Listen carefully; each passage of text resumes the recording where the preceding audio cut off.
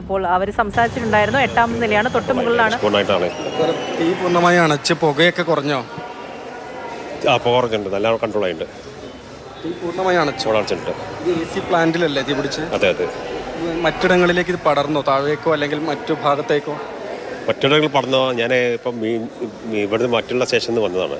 അവിടെ വേറെ officer attend ചെയ്യുന്നത്, അവിടെ പോയിട്ട് അതിൻ്റെ മറുപടി പറയും. ഫുള്ളി കൺട്രോൾഡാണ്. ഫുള്ളി കൺട്രോൾഡാണ്. അതായിരിക്കും മാറ്റിയത്. അത് ഞാനിപ്പോൾ വന്നിട്ടുള്ളൂ. ഈ രക്ഷാദൗത്യത്തിന് വേണ്ടി വന്ന ഫയർ ഉദ്യോഗസ്ഥനാണ്. അദ്ദേഹം പറയുന്നതും പൂർണ്ണമായും തീ അണച്ചു എന്ന് തന്നെയാണ്. ഈ നഗരത്തിലുള്ള, അതായത് ബീച്ചിൽ നിന്നും വെള്ളിമാട് കുന്നിൽ നിന്നും അടക്കമുള്ള ഫയർ യൂണിറ്റ് എത്തിയാണ് ഏതായാലും തീ പൂർണ്ണമായും തന്നെ അണച്ചിട്ടുള്ളത്. ഫയർ ഉദ്യോഗസ്ഥൻ അത് സ്ഥിരീകരിക്കുകയും ചെയ്തിട്ടുണ്ട്. ഏതായാലും നിലവിൽ മറ്റു ബുദ്ധിമുട്ടുകളൊന്നും തന്നെ ഇല്ല. കാര്യങ്ങളെല്ലാം നിയന്ത്രണ വിധേയമാണ്. സ്ഥിതിഗതികളെല്ലാം തന്നെ കൈകളിൽ തന്നെയാണ്. ഫയർ ഉദ്യോഗസ്ഥരുടേതാണെങ്കിലും ഇപ്പം ആശുപത്രിയിലെ ഈ ഫയർ എക്സ്റ്റിങ്ഷൻ സംവിധാനമൊക്കെ കാര്യക്ഷമമായതുകൊണ്ട് തന്നെ ഫയർ ഉദ്യോഗസ്ഥർ എത്തുന്നതിന് മുൻപ് തന്നെ ഏതായാലും ആശുപത്രിയിലുള്ളവർ ഈ തീ അണയ്ക്കുന്നതിനുള്ള നടപടികളൊക്കെ തന്നെ ആരംഭിച്ചിരുന്നു എന്ന് നമ്മൾ മനസ്സിലാക്കുകയും ചെയ്തു. സാർ, നിങ്ങൾ മുകളിലേക്ക് പോയിരുന്നോ? ഇല്ല. മുകളിൽ നിന്നുള്ള ഇൻഫർമേഷൻ എന്തെങ്കിലും വന്നോ? ഇൻഫർമേഷൻ വന്നില്ല. ഇവിടെ സിസ്റ്റർ റെഡിയാണ്, അതുകൊണ്ട് പ്രശ്നമില്ലാന്നാണ് വിചാരിക്കുന്നത്. അല്ലാണ്ട് വണ്ടി അടിച്ചാൽ വെള്ളമടിച്ച് എത്തിക്കണം. സിസ്റ്റർ റെഡിയാണ് ഇവിടെ, അതുകൊണ്ടാണ് വെള്ളം അവിടെ മുകളിൽ കിട്ടിയോ. കൺട്രോൾഡാണ്. നമ്മളിപ്പോൾ എവിടെ നിന്നൊക്കെ യൂണിറ്റ് വന്നേ? വെള്ളിമാടുന്ന് വന്നു, മീഞ്ചന്ത ബീച്ച്, 3 സ്ഥലം. 3 സ്ഥലം. 4 യൂണിറ്റ് അല്ലേ? 5 യൂണിറ്റ്. ഒരു വണ്ടി അവിടെ 5 യൂണിറ്റ് വന്നിട്ടുണ്ടല്ലേ? ഇവരറിഞ്ഞു ഉടനെ തന്നെ എത്തി.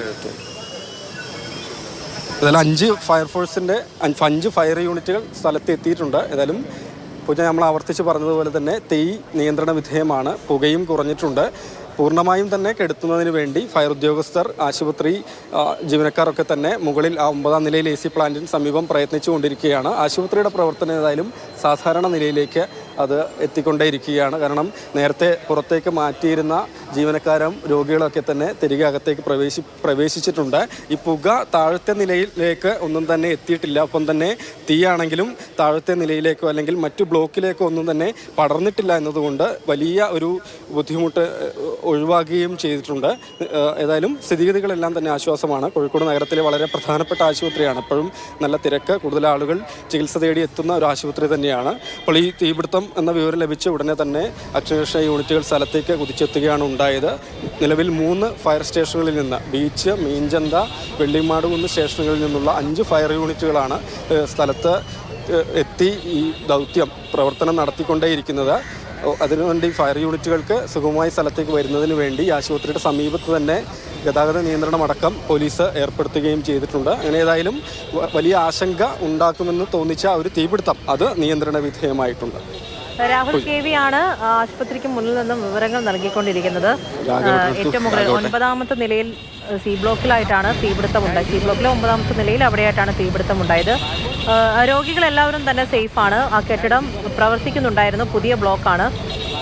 അപ്പോൾ 8ാമത്തെ നിലയിൽ നിന്ന് രോഗികൾ ഉൾപ്പെടെ ആ സമയത്ത് അവർക്ക് അലേർട്ട് ലഭിച്ച് അവരെ എല്ലാം തന്നെ മാറ്റിയിട്ടുണ്ടായിരുന്നു. അവരെല്ലാവരും തന്നെ സേഫാണ്. ഇപ്പോൾ തീ നിയന്ത്രണ വിധേയമാക്കിയിട്ടുണ്ട്.